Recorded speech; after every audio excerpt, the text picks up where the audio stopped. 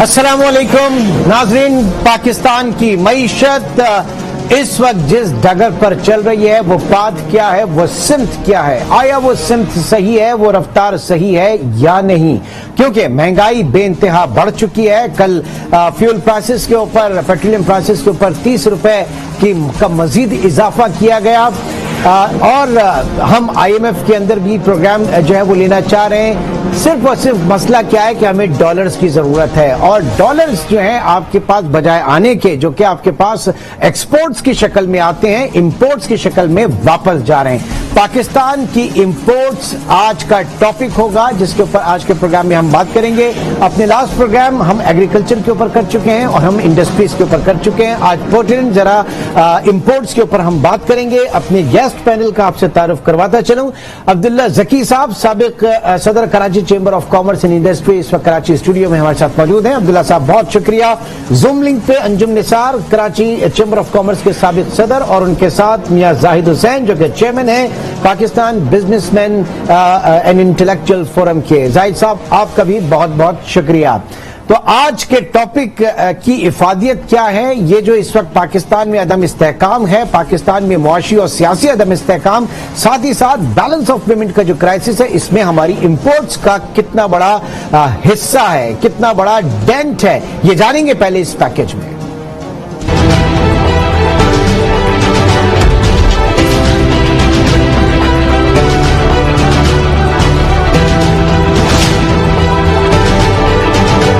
मुल्की मुआशी हालात का तकाजा है कि दरामदात को महदूद किया जाए, ताकि न सिर्फ हम अशिया की मुकामी सतह पर तैयारी में खुद कफील हों, बल्कि भारी भरकम दरामदी अदायगियों से ज़र मुबादला के ज़खायर को भी महफूज किया जा सके, और हर चंद साल बाद मदद के लिए IMF का दरवाजा ना खटखटाना पड़े। रवा और आइंदा माली साल 2024 तक हुकूमत पाकिस्तान को मजमूई तौर पर 40 अरब डॉलर की बैरूनी अदायगियाँ करनी है। लिहाजा जरूरी है कि तवाज़ुन अदायगी को बेहतर रखने के लिए करंट अकाउंट खसारे को GDP के 2% से कम पर महदूद किया जाए। इसके लिए दरामदात में कमी और बरामदात को बढ़ाना होगा।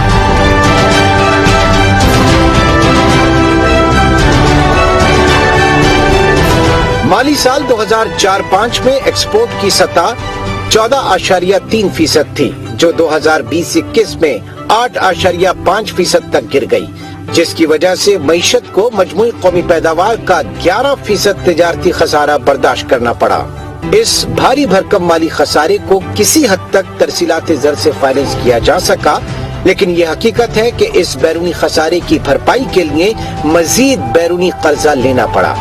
इस वक्त पाकिस्तान पर बैरूनी कर्जों का हजम 120 अरब डॉलर तक जा पहुंचा है, जो मजमूई कौमी पैदावार का 41% बनता है। यहाँ ये तौजीह पेश की जाती है कि दरामदी बिल में इजाफे की असल वजह आलमी मंडी में अजनास, बिलखुसूस खाम तेल की कीमत में होशरुबा इजाफा है। पिछले 20 साल में मुल्क में बरकी आलात, चाय, रेशमी धागे, आयरन स्टील, पेट्रोलियम मसनूआत और खुर्दनी तेल की दरामदात में नुमाया इजाफा देखा गया, जबकि रिफाइंड चीनी की दरामद बिल्कुल खत्म हो गई। ये बात काबिल गौर है कि रेशमी धागे, आयरन और स्टील मैन्युफैक्चरर्स की दरामद में इजाफा चीन के साथ ड्यूटी फ्री इंपोर्ट के फ्री ट्रेड एग्रीमेंट की बदौलत है, जिस पर नजरसानी की जरूरत है।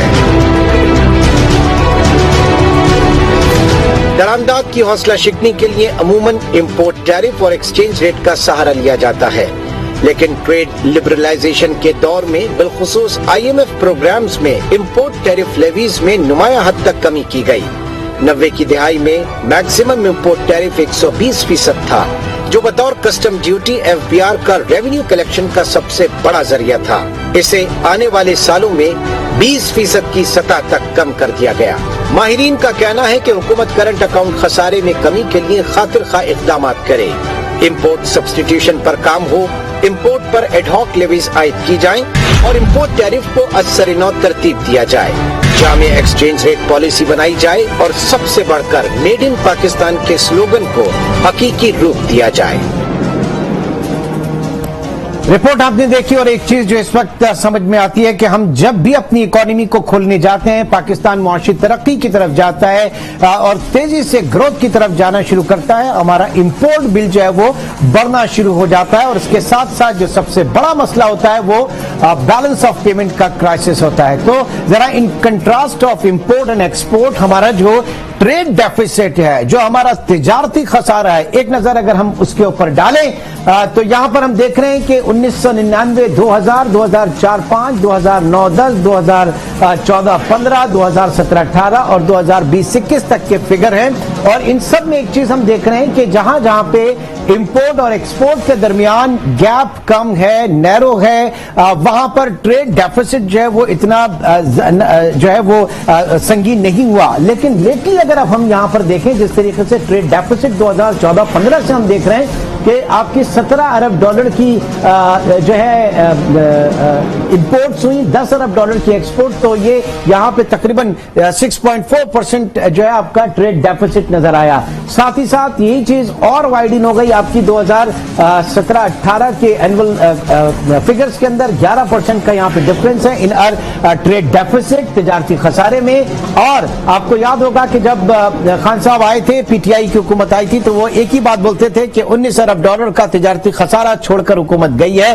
और आज भी हम देखें तो ये तिजारती खसारा जो है पिछले खसारे से कहीं ज्यादा है, कमी इसमें नहीं हुई। जो लेटेस्ट फिगर है इस रवा माली साल के जुलाई से मई तक के 10 महीने के, उसके जो फिगर्स हमारे सामने आए हैं 43.33 यानी 43 अरब और 33 करोड़ डॉलर जो है वो आपका तिजारती खसारा रहा, जिसमें 57.85% इजाफा हुआ। जबकि हमारी इस दौरान बरामदात जो है महज 28 अरब डॉलर थी। तो ये जो बात की जाती है कि हम इकोनॉमिक ग्रोथ की तरफ जाएं, तो ये ग्रोथ का पैटर्न क्या हो, किसी तरीके से हमने जान छुड़ानी है, अपनी जो है लेवल कम करना है अपनी इंपोर्ट्स का। किस तरीके से किया जा सकता है, पाकिस्तान आगे कैसे चल सकता है, ये जानेंगे। पूरा पैनल हमारे साथ मौजूद है। एक छोटे से ब्रेक के बाद दोबारा मिलते हैं।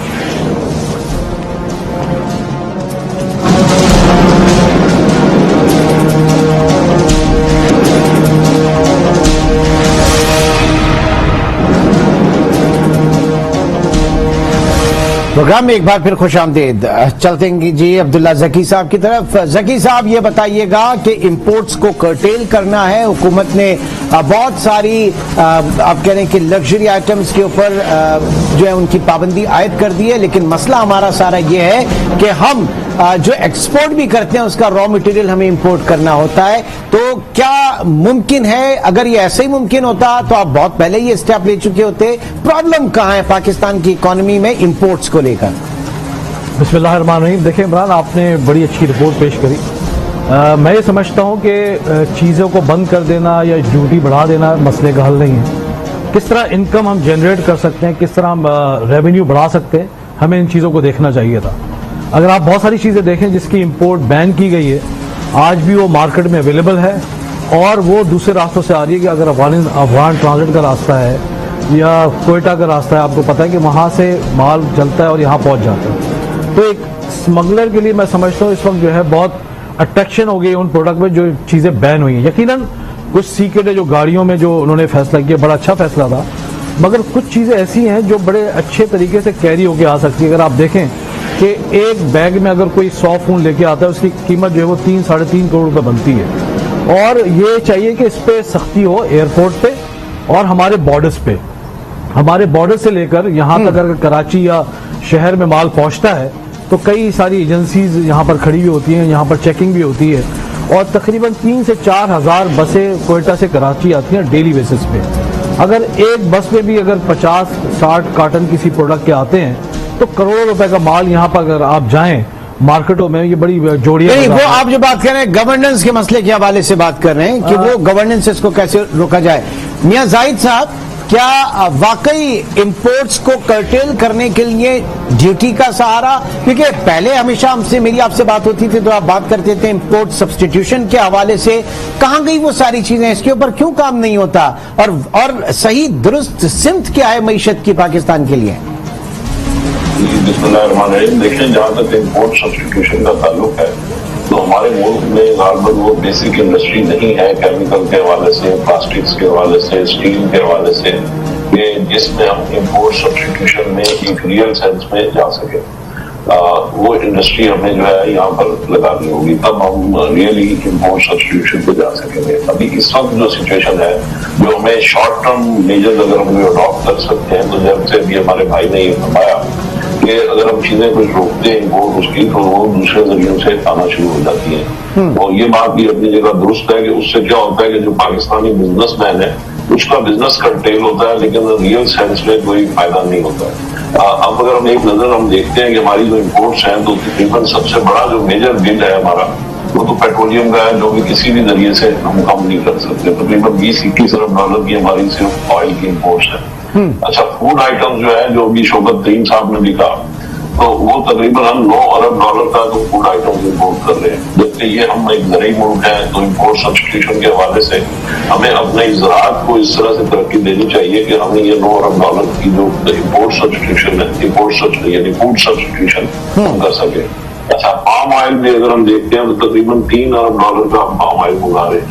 अच्छा, रॉ कॉटन जो है, हमारे पास पहले कॉटन अपनी होती थी, मगर गुज़श्ता 3 साल से हमारी क्रॉप्स मुसलसल फेल हो रही है और 2 अरब डॉलर की हम इस वक्त कॉटन इम्पोर्ट कर रहे हैं। चाय की तकरीबन हमको 1 अरब डॉलर के लगभग कुछ थोड़े कदरे का वो मंगा रहे हैं।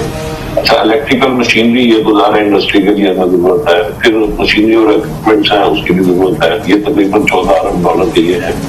आयरन और स्टील 6 अरब डॉलर के हैं।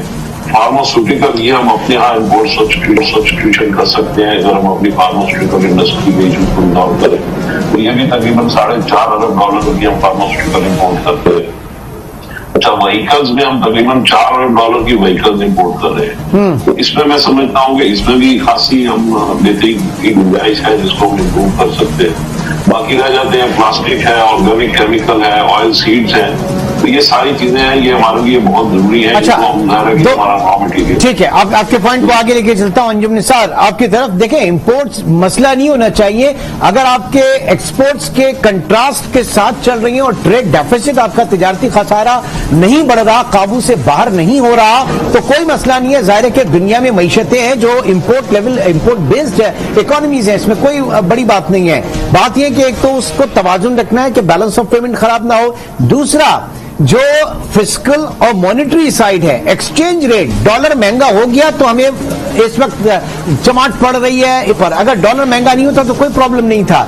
तो ये जरा इसके ऊपर डालिएगा कि जो हम आवाज नहीं आ रही, इमरान भाई आपकी आवाज नहीं आ रही मुझे। अभी आप सुन रहे हैं मुझे सुन पा रहे? जरा प्रोड्यूसर से मैं प्रोड्यूसर से कहूंगा एक बार फिर जरा कनेक्ट करने की कोशिश करें। आप अपने एंड से भी चेक कर लीजिएगा, अगर म्यूट हुआ है तो अनम्यूट कीजिए उसको।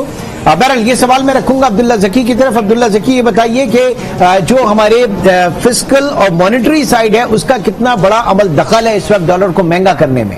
जी इमरान भाई सही है, आई कैन हियर। ओके, ठीक है, चलें आपकी तरफ आता हूं। मैं ये जानना चाह रहा था, मैं ये पूछ रहा था कि फिस्कल और मॉनेटरी साइड जो है एक्सचेंज रेट के हवाले से, उसका कितना अमल दखल है डॉलर को महंगा करने में और इंपोर्ट बिल को बढ़ाने में? देखिए इमरान भाई, अभी आपने पहले भी बात की और अब्दुल्ला भाई और साहिद भाई ने बात की। पहले तो ये एक बहुत बड़ा मिसकंसेप्शन है पाकिस्तान में, खुदा ना खास्ता के इम्पोर्टर्स कोई बोझ है या मुल्क दुश्मन हैं या एक सौतेला बेटा ट्रीट किया जाता है हमेशा। देखिए, दुनिया का कोई मुल्क, एक मुल्क का एग्जांपल देते हैं, दुनिया में 240 मुल्क है कि कोई मुल्क भी इम्पोर्ट के बगैर नहीं रह सकता। और खुद हमारी गवर्नमेंट का बहुत बड़ा इन्हिसार जो ड्यूटी, सेल टैक्स या इनकम टैक्स के मद में आता है, वो इम्पोर्टर्स की वजह से आता है। इम्पोर्टर्स कैसे मुल्क चलता है। बिल्कुल एक्सपोर्ट बढ़नी चाहिए, एक्सपोर्ट को बहुत ज्यादा सपोर्ट करनी चाहिए। एनर्जी इनपुट कॉस्ट सारी उनके अंदर कम होनी चाहिए। लेकिन अगर 75 साल बाद हमारी एक्सपोर्ट तकरीबन 31 अरब डॉलर में क्लोज करेंगे इस साल, और साथ ही रेमिटेंस भी 31 अरब डॉलर होंगी, और ये 62 अरब डॉलर मिलकर फिर इम्पोर्ट वाई 78 होगी, तो 16 अरब डॉलर का बहुत बड़ा गैप है। तो उसके अंदर ये कह देना कि हमने लग्जरी गुड्स बंद कर दिए, सबसे पहले तो लग्जरी गुड्स की क्लासिफिकेशन होनी चाहिए इमरान भाई। ये 1980s में बनी थी, 432 आइटम की लिस्ट। ये लग्जरी गुड्स है जो आज के जमाने में मैं समझता हूँ बहुत एसेंशियल गुड्स बन चुकी है, नॉट एसेंशियल, एसेंशियल। देखें, बिल्कुल महंगी गाड़ियां लग्जरी गुड्स हैं, जहाज आप मंगाएं, हेलीकॉप्टर प्राइवेट तो लग्जरी गुड्स हैं। ये जो अशिया हैं जिनको ये बंद कर देते हैं, ये तो एक सोसाइटी में जॉब क्रिएट करती हैं। ये जो टोटल इन्होंने बैन लगाया है, इनकी तमाम साल की इंपोर्ट कोई 400 से $450 मिलियन की इंपोर्ट है। आधा % भी टोटल इंपोर्ट का बिल नहीं है।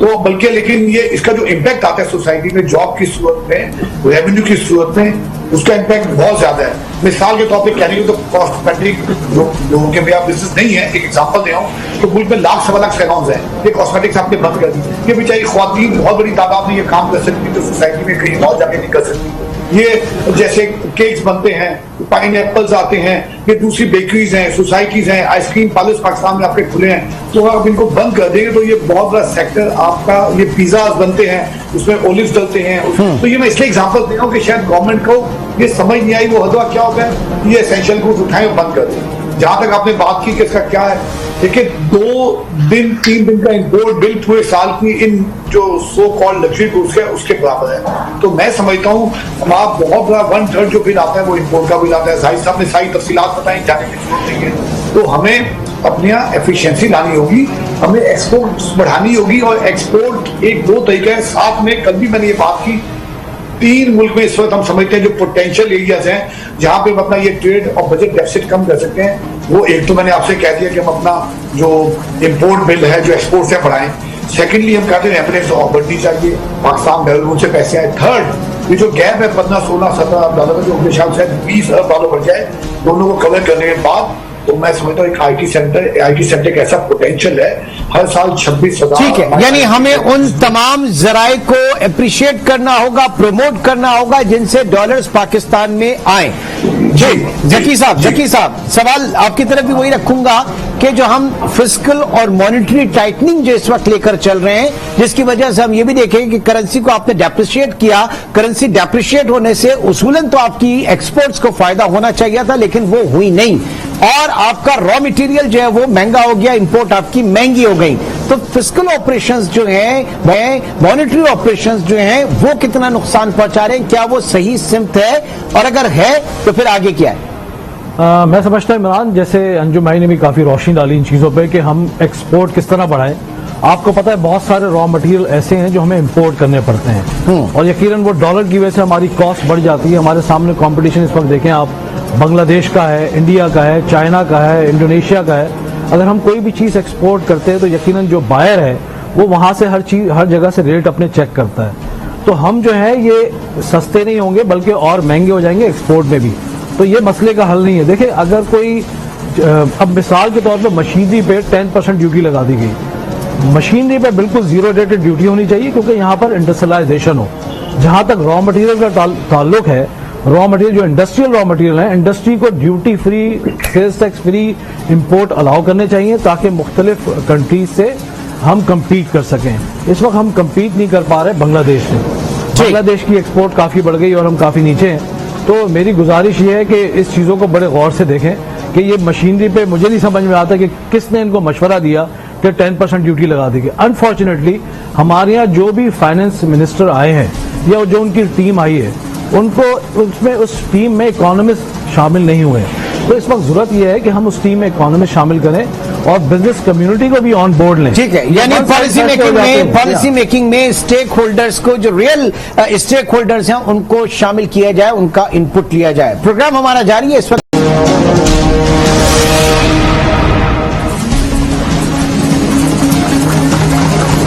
प्रोग्राम में एक बार फिर खुशामदीद। अब्दुल्ला जकी, अंजुम निसार और मियां जाहिद हुसैन साहब इस वक्त हमारे साथ मौजूद हैं। अब्दुल्ला जकी, आपकी तरफ आऊंगा। पहले तो मुझे ये बताइएगा, जो हुकूमत ने पेट्रोलियम प्राइसेस में इजाफा किया, एक जाहिर है कि अवाम के लिए एक परेशान कुन सूरत हाल है, लेकिन वो लोग जो कि इकोनॉमी को समझते हैं, इंडिपेंडेंटली अगर बात करें तो ये बिल्कुल सही फैसला था। मजबूरन ऐसा करना पड़ा क्योंकि सब्सिडीज को आपको खत्म करना है और ये पिछली हुकूमत आईएमएफ के साथ डील करके गई थी, जिसका आईएमएफ ने खुद तस्करा भी किया है कि आपने 6th रिव्यू में जो हमसे एक स्टैंडिंग ली थी उससे आपने जो है वो इनहराफ किया।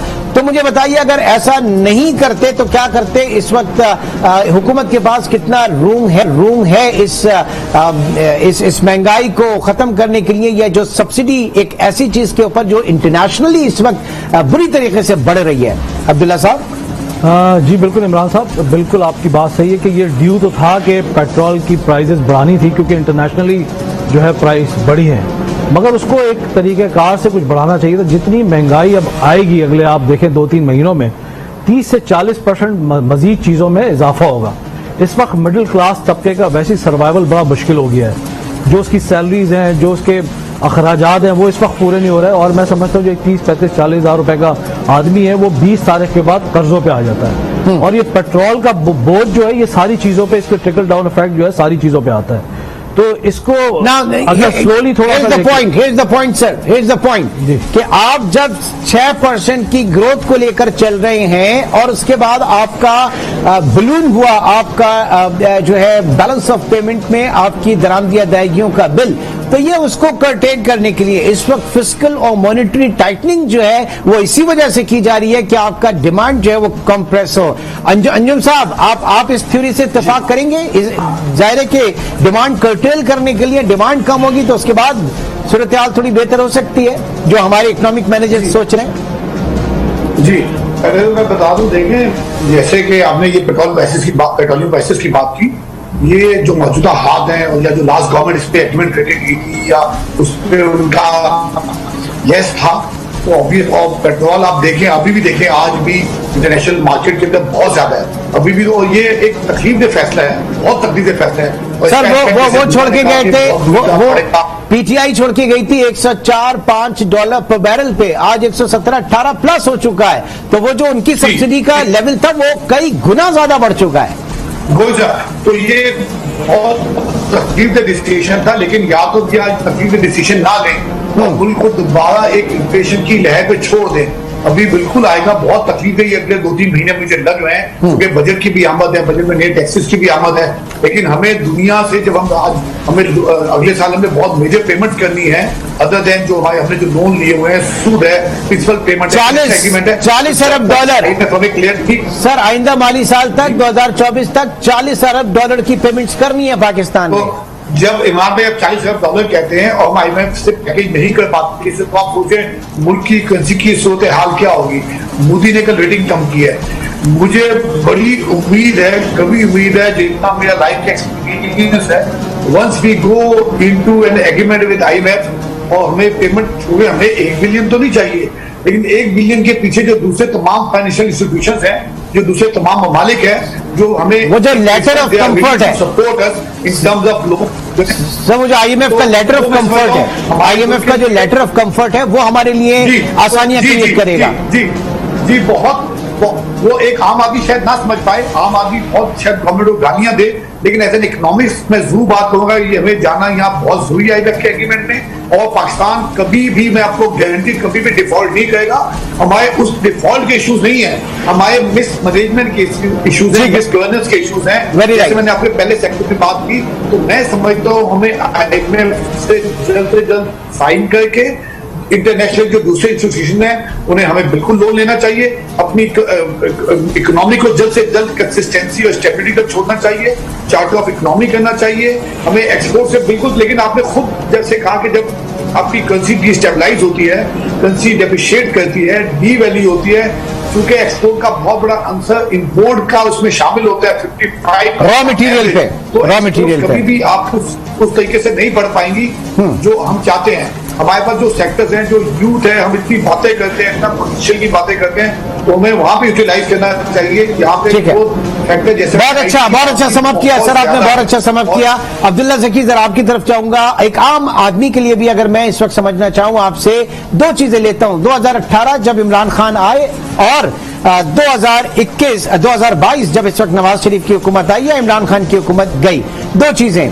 पहली चीज ये कि जब वो आए थे उस वक्त नून लीग 5.7% की ग्रोथ छोड़ के गई थी, ऑलमोस्ट 6% के करीब। आज इमरान खान जब जा रहे हैं तो अभी भी जो प्रोविजनल फिगर्स आए पिछले 9 महीने के, वो 6% की ग्रोथ के हैं। उस वक्त भी हमारे रिजर्व जो हैं, फॉरेक्स रिजर्व, वो तकरीबन $17 अरब के थे, आज भी $16-17 अरब के हैं। उस वक्त भी हम IMF के दर पे खड़े थे, आज भी हम IMF के दर पे खड़े हैं। तो ये 6% की ग्रोथ हमें वारे में ही नहीं आती किसी तरीके से। हमें तो एक मीडियोकर लेवल पे जाना चाहिए। 3-4% की ग्रोथ के साथ ये भूल जाएं कि हम इस वक्त कोई 6-7% की ग्रोथ अटेन कर सकते हैं, वो भी आपके इस हैवी इंपोर्ट बिल के साथ। अब्दुल्ला जकी साहब, योर कमेंट। हाँ बिल्कुल जी, 6% की ग्रोथ जी पाकिस्तान के लिए बिल्कुल फिजिबल नहीं है। बिल्कुल आपकी बात सही है इमरान, बट हमें जो मसलों का हल है ना, हमें उस तरफ थोड़ा आना चाहिए। असल में हम जो है ना मसलों पे जरूर बात कर रहे होते हैं कि इस चीज का ये मसला है। मैं आपको एक छोटी सी एग्जांपल, आई एम सॉरी आपका सब्जेक्ट दूसरा है, बट मैं ऐड करना चाहूंगा कि आज से 20 साल पहले एक प्रोडक्ट बैन कर दी जाती है, गुटखा पान पराग। आज आप किसी भी पान की दुकान पे जाएं वो अवेलेबल है। तो ये मसले का हल नहीं था कि उसको बंद कर दिया गया। छालिया में बड़ा प्रॉब्लम है, आज हर दुकान पे वो अवेलेबल है। तो बात यह है कि अगर हम मसलों के हल की तरफ जाएं तो वो बेहतर रहेगा कि हम चले जाते मसले खड़े करने। तो यही हुआ जब इमरान खान साहब की जब गवर्नमेंट आई तो उन्होंने भी बड़े बड़े क्लेम्स किए थे कि हम 100 दिन में ये कर देंगे, 200 दिन में ये कर देंगे। अनफॉर्चुनेटली वो चीजें नहीं हो सकी। यकीनन वो भी यहाँ पावर की जंग नजर आती है मुझे। जब भी गवर्नमेंट आती है वो पाकिस्तान का तो मुझे नहीं लगता किसी ने सोचा हो, वो पीटीआई हो, वो पीपल्स पार्टी हो या नवाज लीग हो। यहाँ पर सबने आप देखें एक दूसरे के ऊपर कीचड़ उछालना और कोई मसले का हल नहीं बताना। आप देखें पिछले भी 3 साल 3.5 साल यही होता रहा है, उससे पहले भी होता रहा है और अब भी यही हो रहा है। कोई पाकिस्तान की इकोनॉमी किस तरह सही होगी इस पे कोई मीटिंग प्रॉपर्ली रखते हैं इस चीज को, इस इक्वेशन को, इस मामले को कि 2018 और फिर 21 में फर्क क्या रहा इस 6% की इकोनॉमिक ग्रोथ को लेकर, और क्या ये सही सिमत है जिस तरफ हम जा रहे हैं? क्या वाकई वो तरक्की की राह पर सही रास्ता है या वापसी का रास्ता है? अंजुम निसार साहब। मैं कहता हूं इमरान भाई आपने बहुत तवज्जो दिलाई है। देखिए अब 2-3 साल के इस चीज से, इस मिथ से जान छुड़ानी होगी कि हम लाजमी 6 और 7% ग्रोथ करें। कोई ऐसी बात नहीं है, बिल्कुल तकलीफ अमल होगा। आप 2-3 साल भूल जाए 6% को, आप अपनी इकोनॉमी को इन्फ्लेट करने के बजाय 4% पे लाएं, which is very much achievable, which is very much doable.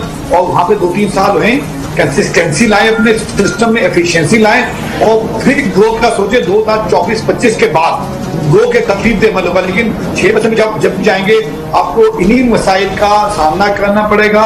और जैसे पहले कई दफा ये तजुर्बा कर चुके हैं, 6% जाते हैं, इन्फ्लेशन आता है, आपकी करेंसी पे प्रेशर पड़ता है, आपको बाहर से लोन लेने पड़ते हैं और उसका नतीजा हम सब जो देख रहे हैं यही नतीजा पिछले चंद सालों से है।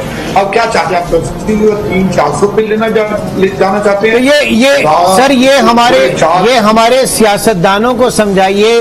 कोई पाकिस्तान को एशियन टाइगर बनाने के लिए चलता है, कोई पाकिस्तान को जब किस सिमत में लेके जाता है कि हम सबसे ज्यादा और ग्रोइंग नेशन में हमारा नाम आ रहा है। भैया ये खमियाजा हम उसी का भुगत रहे हैं जो कि हमारी खपत के ऊपर, हमारी कंजम्पशन के ऊपर और इंपोर्ट लेड ग्रोथ जो है ये हमें प्रॉब्लम कर रही है। ये हमारे सियासतदानों को समझाइए। जी इमरान भाई आपने कहा एक साथ अगर सीखने के लिए देखने बड़ा एग्जाम्पल है। अब मैं तो जर्मनी की एग्जाम्पल नहीं देता ना यूएसए, मैं तो देखा बांग्लादेश को देखें जब उनका ये टाइम चल रहा था उसी फेज से जो है उन्होंने पहले क्या किया कि ग्रोथ रेट में 3-4% कई साल तक रखा है, एक मुख्तलिफ सेक्टर स्टेबलाइज किया, उन चीजों को समझते थे।